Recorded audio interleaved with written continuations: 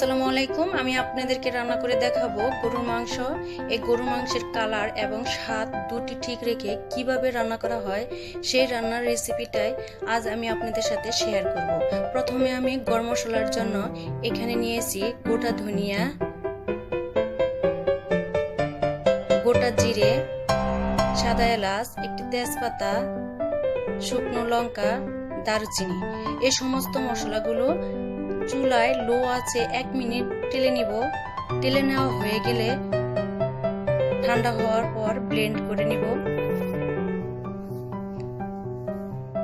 আর নিয়েছি ধনিয়ার গুঁড়া, শুকনো লঙ্কার গুঁড়া, কাঁচামরিচ পেস্ট, হলুদ গুঁড়া, রসুন পেস্ট, লবণ পরিমাণ মতো, আদা এবং পেঁয়াজ পেস্ট।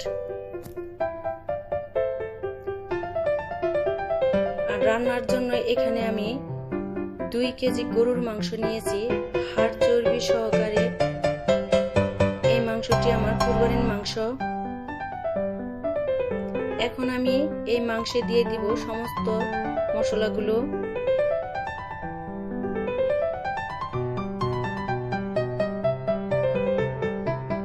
আর দিয়ে দিব 25 গ্রাম মাংসের মিক্সড মশলা।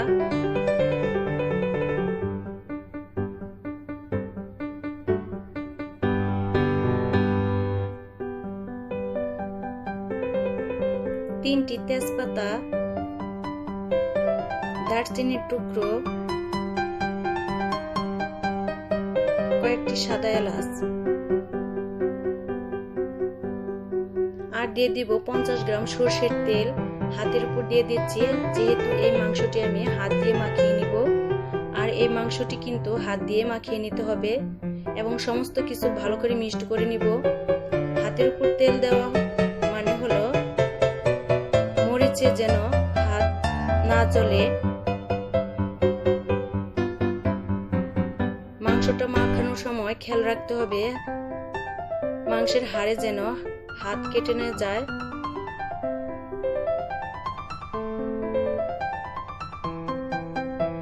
এই মাংসটা মাখিয়ে আপনারা 1 ঘন্টা রেখে দিতে পারেন। রান্নার সময় তখন সময়টা কম লাগতে পারে।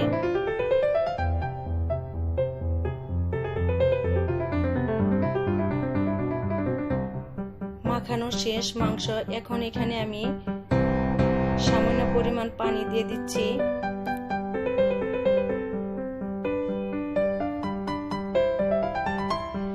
আর একটি রান্নার জন্য পাতিল নিয়েছি।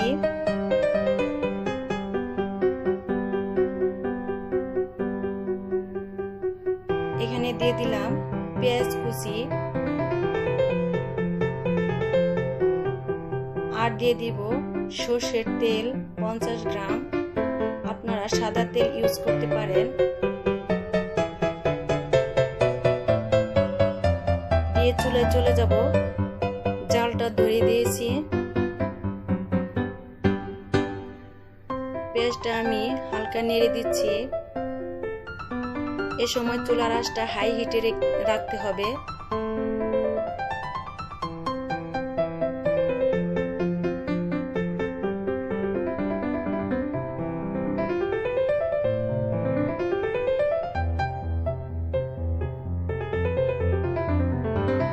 পেঁয়াজটা কিন্তু এভাবে নেড়ে চেড়ে দিতে হবে, তা না হলে এক সাইড পুড়ে যাবে। আর এ সময় চুলার আঁচটা মিডিয়াম করে দিবেন। নাড়তে নাড়তে এটা বাদামি কালার হয়ে আসবে।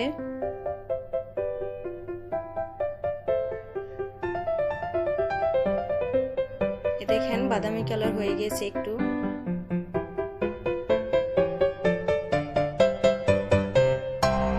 এ সময় একেবারে নাড়া বন্ধ করা যাবে না।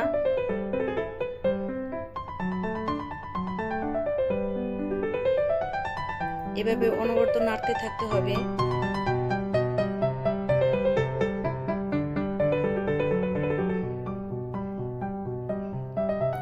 আমার বেরেস্তাটা শেষ। এখন আমি এতে দিয়ে দিব মাখিয়ে রাখা মাংসটা। সাবধানে দিবেন যেন তেলটা ছিটে গায়ে না আসে। এখন সমস্ত মাংসগুলো পেঁয়াজ বেরেস্তার সাথে ভালো করে মিশিয়ে নিব।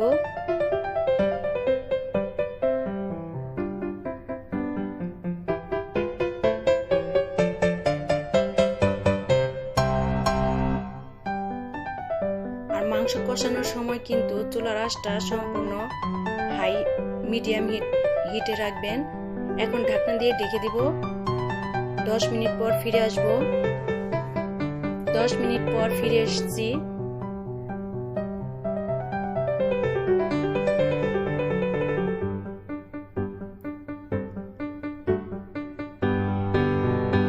এভাবে নেড়ে আবারও ঢাকনা দিয়ে ঢেকে দেব। অপেক্ষা করব 10 মিনিট।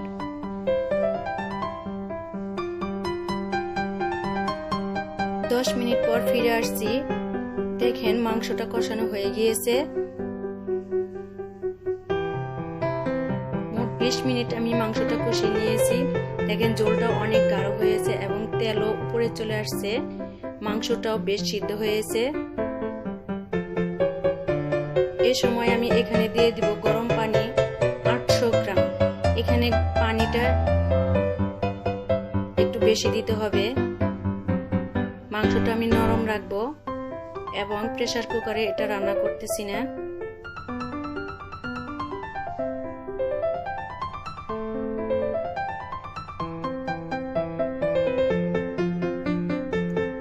এখন ঢাকনা দিয়ে হাই হিটে এই মাংসটি রান্না করব। 10 মিনিট পর ফিরে আসব। 10 মিনিট পর ফিরে আসছি। এখন দিয়ে দিব সেই আগের গরম মশলাটা 1.5 টেবিল চামচ।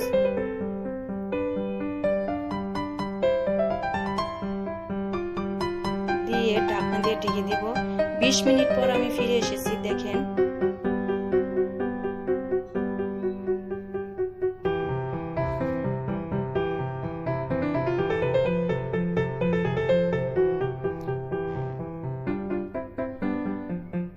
মাংস রান্নাটা আমার প্রায় শেষ।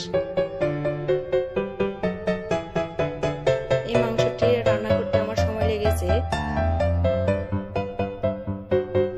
40 মিনিট। এখন সার্ভ করে দেখিয়ে দিচ্ছি। দেখেন গরুর মাংসের রান্নার কালারটা কিন্তু খুবই সুন্দর এসেছে। একটু দেখিয়ে দিচ্ছি কিরকম নরম হয়েছে।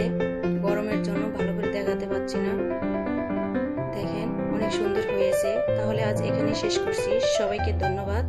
আল্লাহ হাফেজ।